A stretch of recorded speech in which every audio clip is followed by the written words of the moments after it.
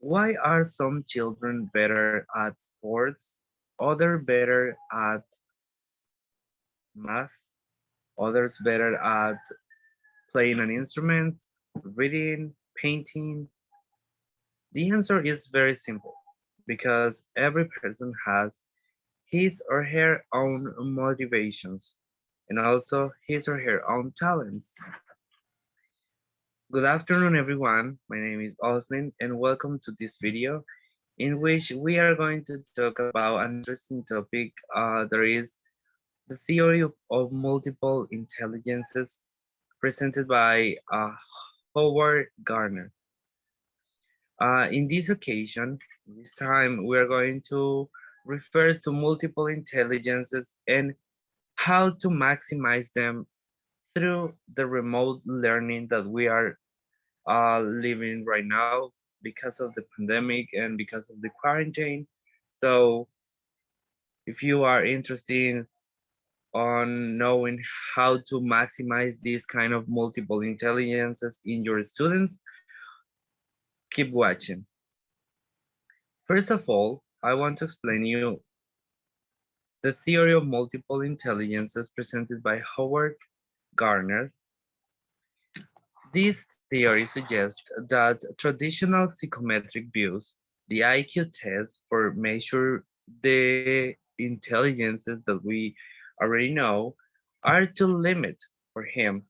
Gardner first outlined his theory in his 1983 in his book Frames of Mind, the theory of multiple intelligences, where he suggested that all people have different kind of intelligences.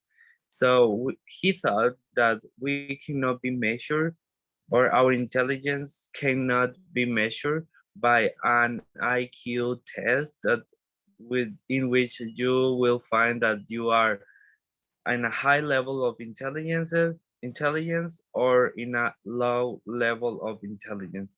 He thought that every human being has different kind of intelligences. He suggests that we can have, or students in your classroom can have, visual spatial intelligence. Students with this intelligence are good at visualizing things. These individuals are often good with directions as well as maps, charts, videos, and pictures. These students, we can notice that they are very good at reading maps, reading charts, understanding information into tables, charts, and also understanding very good the information in videos and pictures. These kind of students are very good at reading and writing for enjoyment, are very good at putting puzzles together. So in this case, in the remote learning, we can use many apps to develop these kind of activities. Um, about puzzles, about um, letter soups, many activities that can involve the visual skill that the student has. So interpret pictures, you can assign them graphics, charts, drawings, or they can use digital painting. There are many apps for doing this kind of activity with your students. The second one is the linguistic and verbal intelligence. Students with this intelligence are very able to use words well, both when reading, when writing and speaking. These individuals are typically very good at writing stories, memorizing information, and reading. Remember, they are very good at remember and written and spoken information, enjoy reading and writing, and debate or giving persuasive speeches. As you can see, there are many activities that we can take into account when we are planning our lesson plans for our classes. So we can include debates, we can include speeches, we can include some remembering information about certain topics. Um, in our classroom, we can have different kind of students, so as well different students with different type of or kind of intelligences, and we as teacher we have to try to maximize, or we have to try to encourage them to develop the intelligences that they have, and also try to increase the ones that they are not very good at. For example, this kind of intelligence is very difficult for some of our students. That is the logical mathematic intelligence. Students with this intelligence are very good at reasoning, recognizing patterns, and logical analyzing problems. These individuals tend to conceptually about numbers, relationships, and patterns.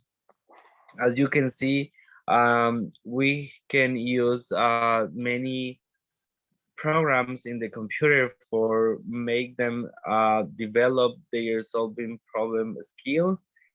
um, Also, you can ask them to think about abstract ideas. You can present images for making them think about what they are looking at, and also how they can explain or give a relate a establish a relationship between an image or as an abstract idea with the real life, and also conducting scientific experiments.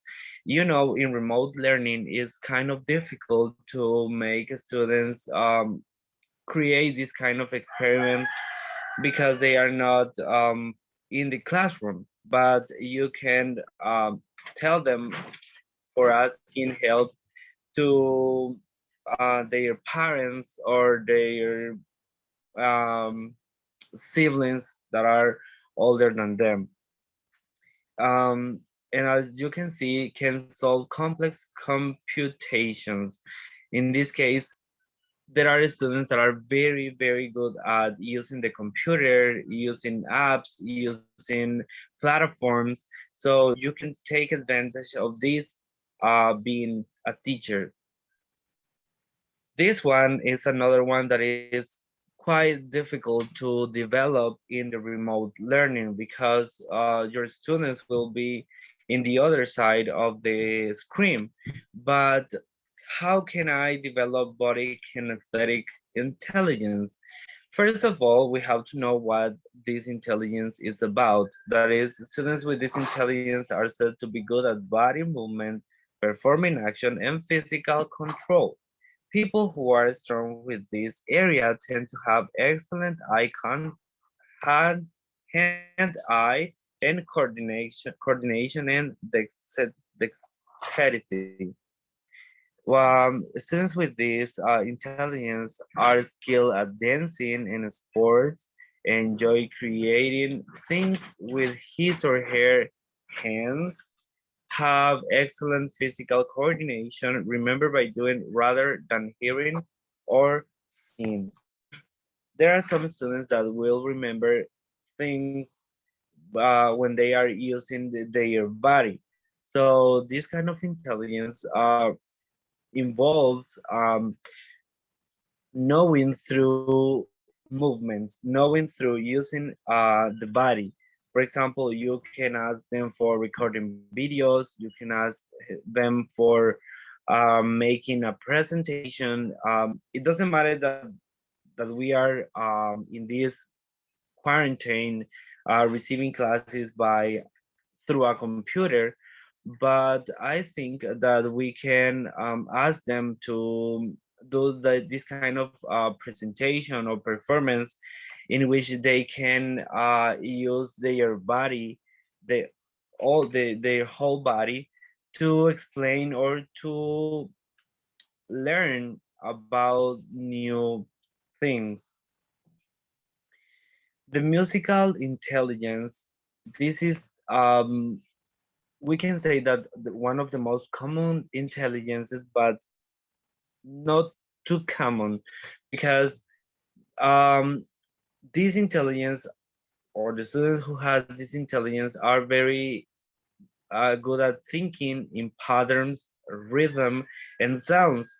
They have a strong appreciation for music and are often good at composition and performance.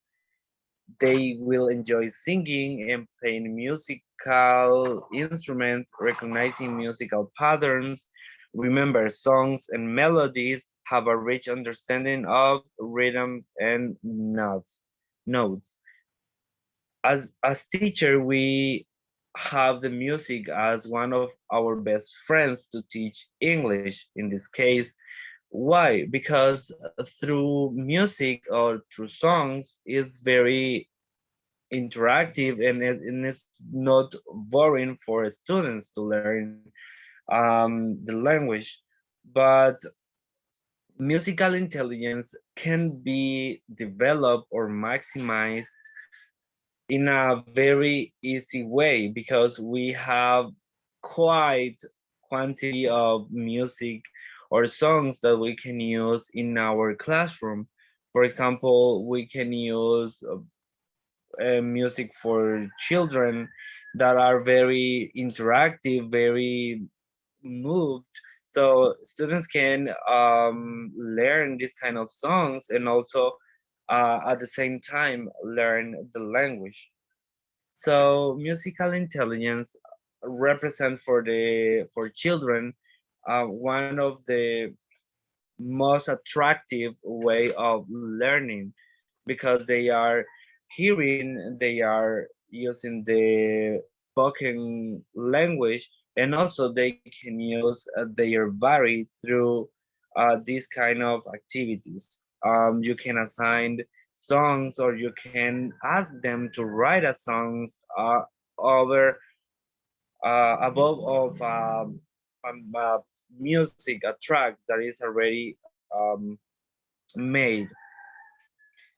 The interpersonal intelligence, there are some children that love being in this kind of relationship with their classmates. For example, the students with this intelligence are good at understanding and interacting with other people. These individuals are skilled at assessing the emotions, motivations, desires, and intentions of those around them. You can take advantage of this skill or this intelligence in your students to make them establish this relationship between their peers. For example, you can assign work in couples or in threesomes, or you can do this kind of activities to make them interact, and also develop this kind of interpersonal intelligence. Or for example, people or children that loves talking and talking and talking in the classroom or in the virtual class, you can easily take advantage of that, making breakout rooms in Zoom, for example, and put them with those that don't like talking too much. So the ones that talk too much will make the other one to talk and use the language and learn through these kind of um, talks between peers. Um, Intrapersonal intelligence, this is the other side of the previous one. And these students with this intelligence are good at being aware of their own emotional state, feelings, and motivations. They tend to enjoy self-reflection. This is a huge clue of this intelligence, that is self-reflection. These students with this intelligence can analyze their strengths and their weaknesses, and you're analyzing theories, ideas, have an excellent self-awareness.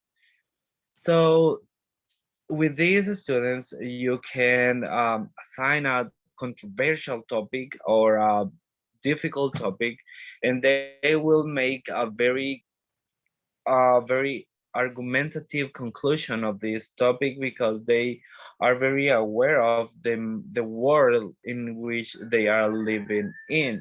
So this intelligence is very good and also very nice to be improved. And the last one is the naturalistic intelligence. The students with this intelligence are more in tone of nature and are often interested in nurturing, exploring the environment and learning about other species.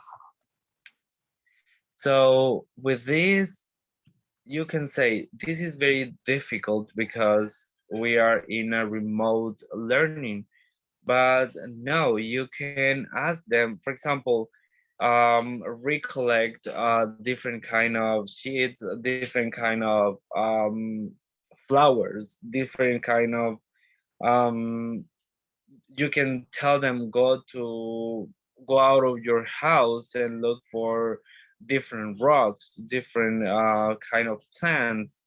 So, and they will enjoy the nature and also the learning in the language.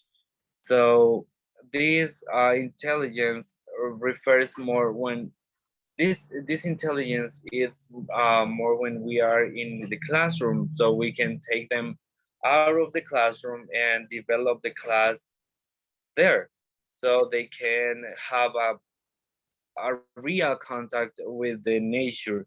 But as I told you, in the remote learning, we can take them out by indicating some activities so that make them go out of their house, leave the computer, and go to a nature space in which they can have this contact with what they like.